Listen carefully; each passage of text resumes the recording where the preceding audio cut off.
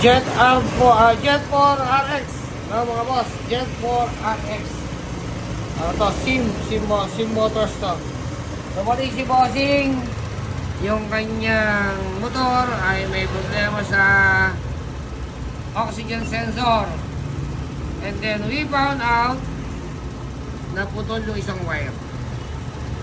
So yun, binalik natin yun. Ito na kayo yung result. Oxygen sensor niya gumagalaw na. Galing mag-ipat. Touchscreen pala yan. Touchscreen? Diba? Nagulat ako gumalaw ah.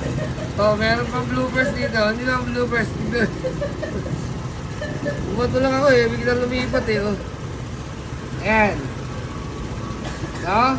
So, standard na ulit yung motor ni Bossing. From ano ka, boss? From... Quezon City po, Batasan Hills. Ayan, Batasan Hills si Boss. Ayan. Doon siya, galing San Mateo, Paahon. Oo. Dinayo ko ba dito? Si Boss, pakita ka na. Ayan. Dinayo ko ba?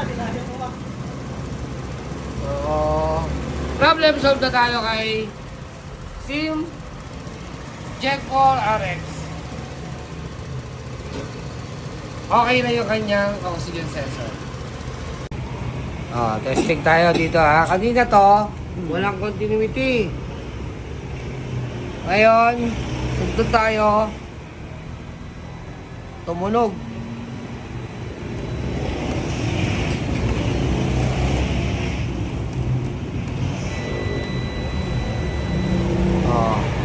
Ang problema nito, oxygen sensor, yung check engine niya, oxygen sensor. Kasi nga, ito, disconnected. So, nag-continuity test kami.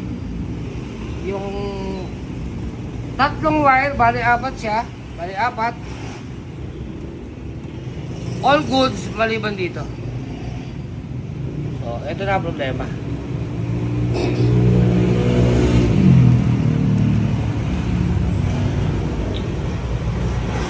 Customer natin na nagpagawa yung SIM. Tinesting niya lang mga bossing. Kaya natin yung result ha.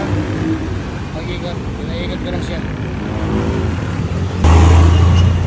Ayan bossing. Thumbs up.